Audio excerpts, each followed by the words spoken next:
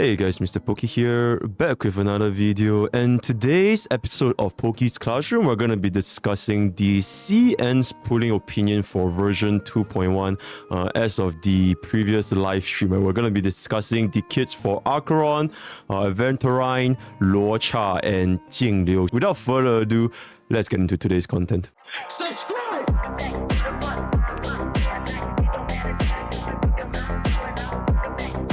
Before we get into today's content, I do want to take this opportunity to thank the sponsor of today's video, which is going to be from Honkai shop.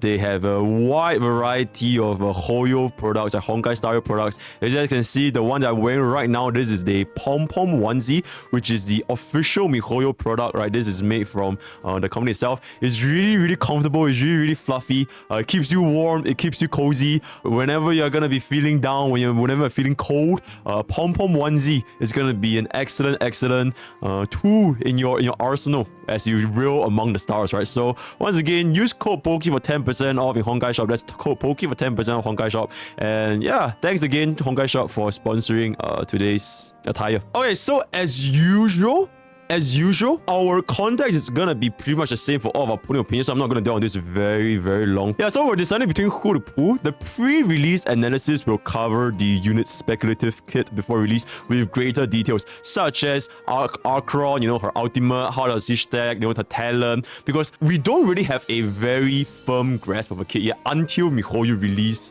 the infographic on our channel, right? So now it's basically just the polling opinion. And then second of all, it's gonna be opinions, right? We're basically offering the CN's perspective based on the live stream event, and at the end of the day, players should still be doing their own due diligence. And lastly, the target audience for this content is going to be meant for the free-to-play and low spenders or the new players, under the assumption that the viewer only gets a single unit, right? We're not going to be getting for idolers, we're not going to be getting for signature icons, strictly based on the unit itself, right? So that is going to be our context. And jumping right into something that is very special is going to be our estimated pool income. So this is roughly the amount that we're going to be receiving based on like memory of chaos, the events, the character trials, maintenance, and all that kind of stuff. So roughly this is going to be equivalent to 110 special summons for complete free-to-plays, 134 summons for monthly card holders, and 142 summons for monthly card plus battle pass holders, right? And as you know, the version 2.1 is going to last from the 27th of March all the way to the 8th of May, which is going to be 42 days. And like I said,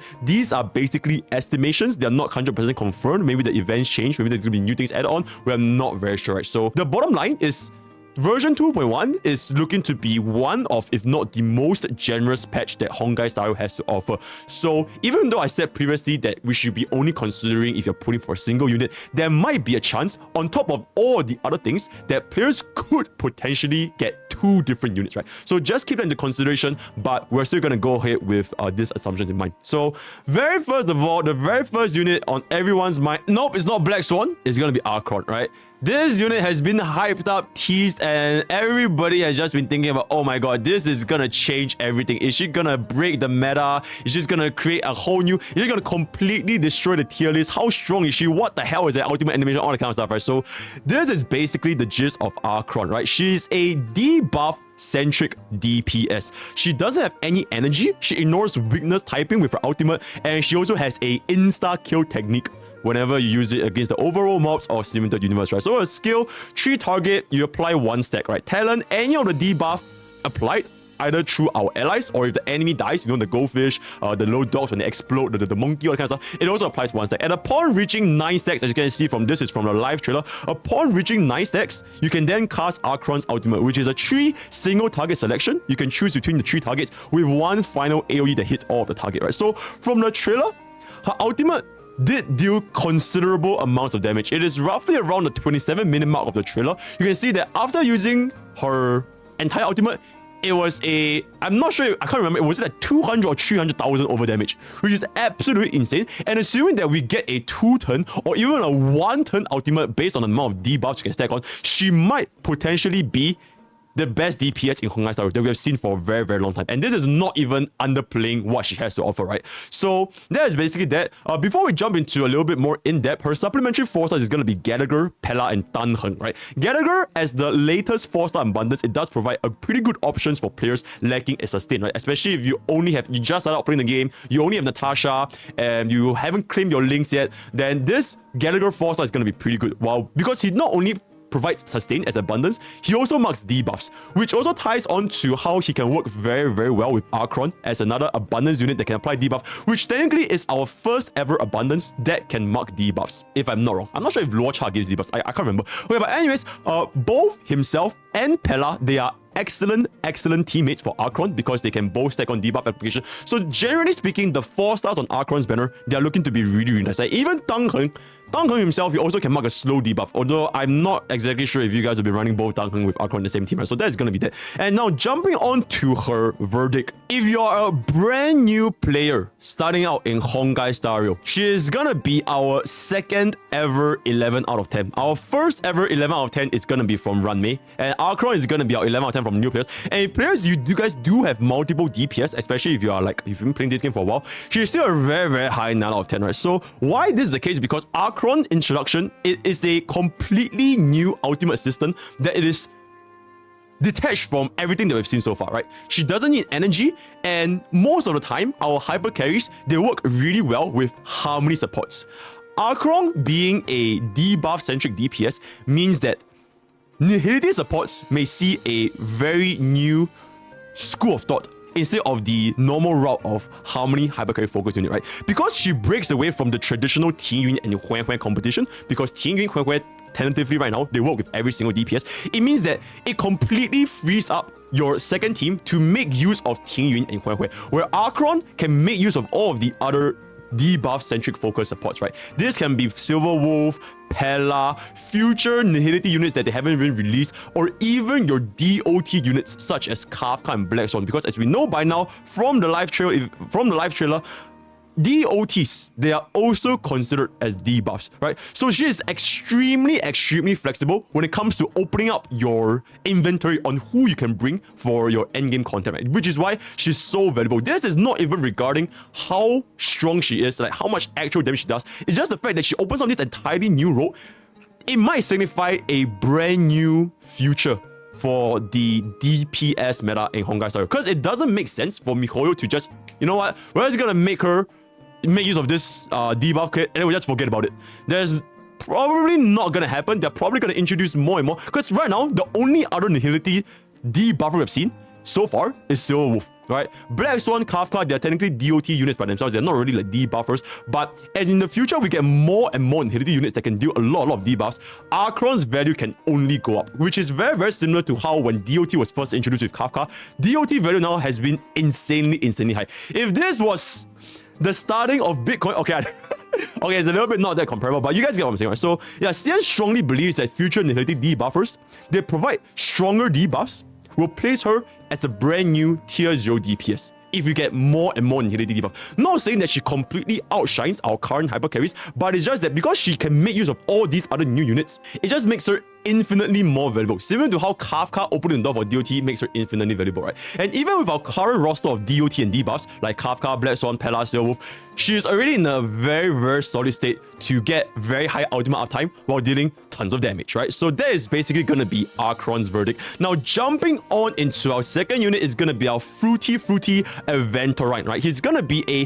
follow-up DPS that is also doubling up as a sustain, right? He has stackable shields, he has follow-up damage from the talent, as well as a crit damage buff when he casts the ultimate upon the enemy. So his skill is going to be a team-wide shield that is stackable. His talent is that he gains a stack whenever an ally gets hit, and then he launches a follow-up attack at 7 stacks, also refreshing the shield created by the skill, right? And finally, the ultimate is something called the blind bet, but I think MiHoYo hasn't really expanded on this enough, so we're not really that sure what it does, while also inflicting a debuff plus providing us with a crit damage increase for whoever is aiming at the target. So he's gonna be a debuff sustainer like Gallagher, but preservation instead. Now this is changing okay, I don't want to say changing everything, but he is technically our first ever preservation that can consistently mark debuffs, which means Trend of Universal Market is gonna be able to be equipped by Aventurine to create even more debuffs because the burn from Trend is considered as a DOT, making him probably the best in slot sustain for Acheron, right? He also has the potential to act as a pseudo DPS slash sustain, just like how Huo was acting as a pseudo harmony slash sustain, right? So we're starting to see that sustains in general, their role is not only limited to keeping our team alive, right? Their role goes beyond, right? They go further and beyond just keeping our team alive nowadays, right? And then for his 4-star, it's going to be Lynx, Luca, and Saval. But honestly, for this 4 stars, Luca's E6 is the highest value of all 3, and it is basically not as valuable as Acheron's 4-star, right? So something for a consideration. So the verdict for Aventurine is gonna be, if you guys are new or you guys don't have a good 5-star sustain, it's gonna be a 10 out of 10 because you pretty much need 2 good sustains for a team going forward into the endgame. As we know by now, endgame is just getting harder and harder. But if you guys already have more than 2 5-star sustains, then his value goes down by quite a bit. It's kind of the same concept as Huo, right? They both are good because they add on a lot more offensive utility they provided to your team, but at the end of the day, you don't really need them as much because as long as your DPS is good enough, as long as your support is good enough, chances are you're probably going to be able to create endgame content. Whether your sustain gives you any additional utility is not as important. So especially for free to play and low spenders, it doesn't make sense to keep putting for more and more sustains when you already have 2. Unless MiHoYo introduces the day where we need 3 teams, right? Then that's gonna be a completely different story. But for now, Aventurine as well as Huo shows that sustains, they need to do more than just to keep the team alive, right? Because either they provide us with more utilities, such as the energy regeneration from Huo, or just outright increased damage output from Aventurine's follow-up attacks. It is not a must if we can clear and sustain the endgame, but it's definitely a good thing to have. And then CM feels that Aventurine, he will not only work with just Acheron as her best in slot sustain, but he's probably also going to work really well with follow-up team comps such as Topaz, Daughter Ratio, and all the kind of stuff, right? Since his kit does heavily revolve around not only the shields, but also the follow-up attacks. And then he has debuff, crit damage increase on top of all of his sustain. His introduction might completely change honkaistarrail's sustain meta, right? It has been noticing. I'm not sure you guys have noticed, at the start of 1.0, we have gotten the very bare minimum sustain, right? Like, well, Bailu and Japart, they keep our team alive. That's good. And then Luocha takes this step further by keeping our team alive while giving us a lot of skill points, right? Very comfortable. But ever since the release of like Fuxuan, Huo, you're starting to see that sustains, they not only need to keep our team alive, they need to do more than that. And eventually, if we have more and more sustains in the future, where they can not only sustain, but deal significant amounts of damage, that's when you start to realize that the version 1.x sustains are starting to fall off, right? Specifically, Luocha, Baidu, and Japart. And I'll be talking about it later. But now jumping straight into the man of the hour himself, Luocha.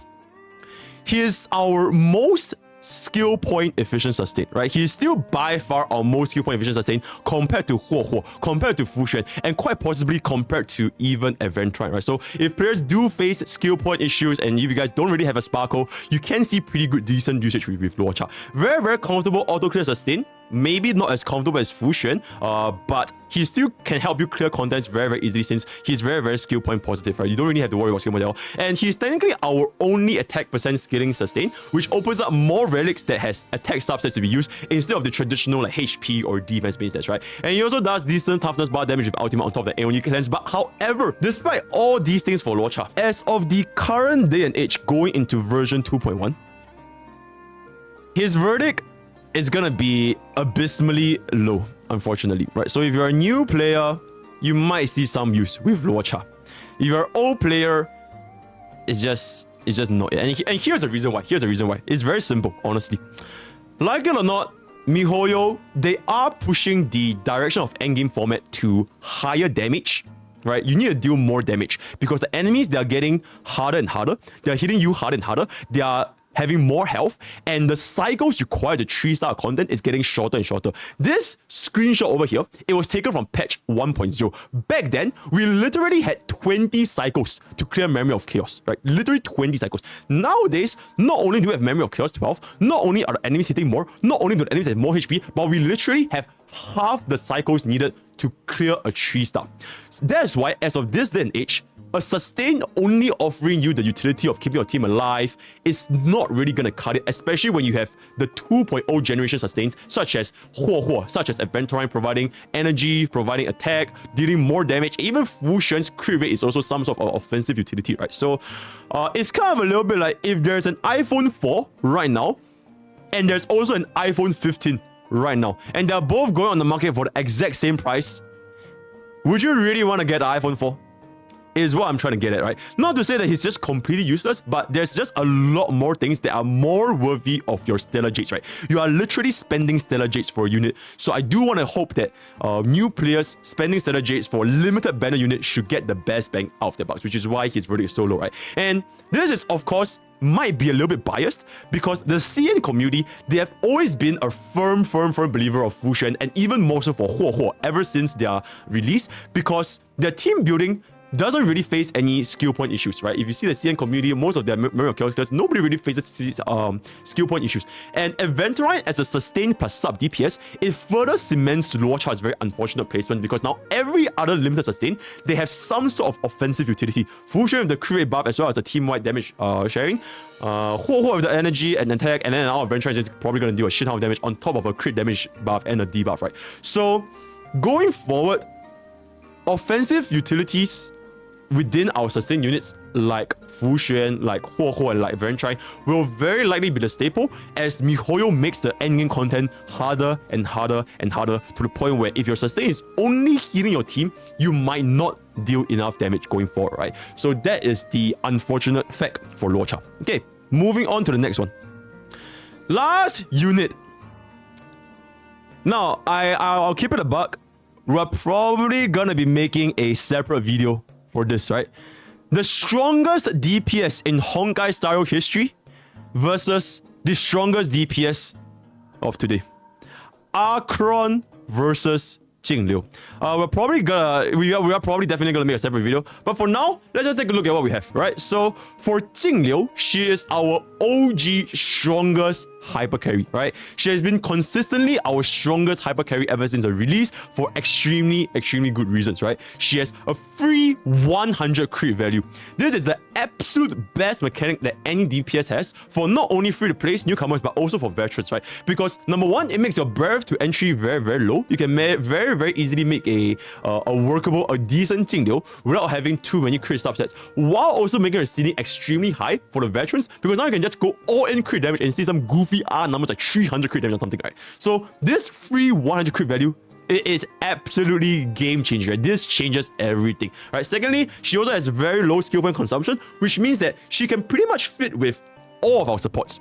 Quite literally all of our supports, right? You want to run her with Pella, Silverwolf, Hanya, Asta, Bronya, Spago, like anyone technically works with her. Although some works better, right? Like units like Bronya, units like Rame, they're probably going to work a lot better. But the thing is, she can technically be ran with anyone just because of how flexible her skill point generation is, right? And even at E0, she is still, till this date, our strongest and easiest to build hyper carry. You might say that some E0 units like Doctor Ratio, some E0 units like Imbibitor to name, they perform really well, but it is undeniable that to actually reach those caliber, you need good relics. Whereas for Jingliu, this can be accessible by pretty much anybody. And even once you access this, her damage is still extremely high, right? So she's so strong to the point where we can easily already brute force ice rare stages, which means that she's just such a...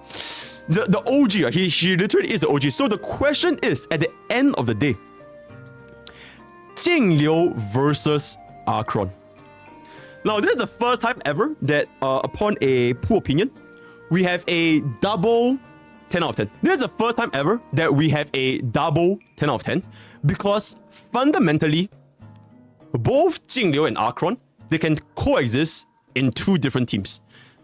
That is the main reason why, if you want to pull for Jingliu, you're not really at a loss here because of so much things you can offer, right? So Jingliu, she functions really well with your Harmony supports. Your Rame, your Bronya, your Sparkle, your Tingyun, she's going to be really good with all of them, right? Whereas on the other hand, Acheron is gonna perform really well with your Nihility teammates, right? Your Pella, your Sailor Wolf, your Kafka, your Black Swan, and in the future, more 5-star Nihility units, they're probably gonna pair really well with Acheron. Which is why they're not really in direct competition. They're kind of like taking two different paths. And you can run both paths at the same time, since you do need two teams for Memory of Chaos, right? So it ultimately depends. If you guys can only pick one, if you can only pick one hyper carry, it really depends on which supports do you have. If you already have a very strong roster of Harmony supports, then Jingliu is going to be a natural choice. If you, like for example, if you don't even have Kafka, you don't have Black Swan, you don't have Silver Wolf, you don't have a Pella, then Acheron is not going to be doing a lot for your account, right? Whereas for Jingliu, she's definitely going to be doing a lot more. So it really depends on what kind of teammates you have. So CM believes that while Acheron, she will continue to scale as new Nihility supports are introduced, Jingliu's ease of build and synergies with our current strongest Harmony units will lock her in place as a strong tier 0 DPS for a very, very long time, being more than enough to defeat our current endgame content. And like I said just now, we will be making more videos in the future to discuss the damage output comparison between Jingliu and Acheron, because this two is gonna change a lot of things. It's gonna cause a lot of tier lists, it's gonna cause a lot of drama, right? Insane nuclear reactions. We have to see when Acheron finally comes out. But for now, we know for a fact Jingliu and Acheron, you can run them very, very well since they are using two different paths of teammates, right? So that's gonna be that. So in summary, the highest value DPS right now we have, as of this day in 2.1, is still gonna be Acheron / Jingliu. And if you guys really need a sustain, especially for new players, then get Aventurine, and Luocha is unfortunately the lowest value, especially when we literally have the brand new Aventurine sustain, right? So Luocha is gonna be absolute. So that's gonna be that. And some potential weaknesses for Acheron and Aventurine. Number one for Acheron, like I mentioned just now, she will probably not be as easy to build and as flexible as Jingliu, right? And currently, our Nihility roster is unfortunately more limited. If you don't have Silver Wolf, if you don't have Black Swan, if you don't have Kafka, you pretty much have to rely on like Pella, Sampo, Gui Naifen, Luca to kind of get the debuffs going. So it is a little bit more uncomfortable if you want to make use of Acheron in the full potential. Whereas for Aventurine, if you don't really have a proper build for Aventurine, you can't really make use of his full potential, which is the damage output from the follow-up attacks, right?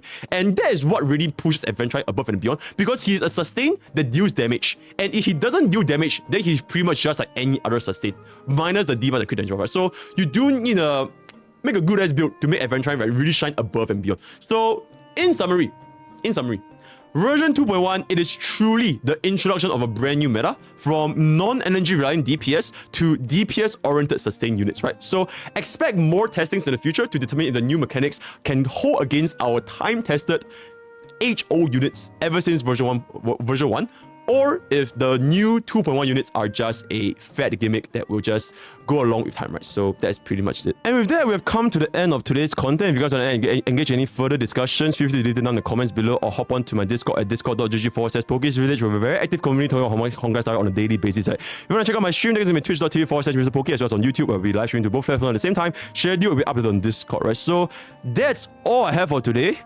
All the best for Acheron pools. All the best for Sparkle pools if I still haven't going to be putting for Sparkle. And I'll see you guys next time. Take care. I genuinely cannot believe this shit. I genuinely cannot believe this shit. I genuinely cannot believe this shit, guys. Did I say how I genuinely cannot believe this shit? I genuinely cannot believe this shit, guys.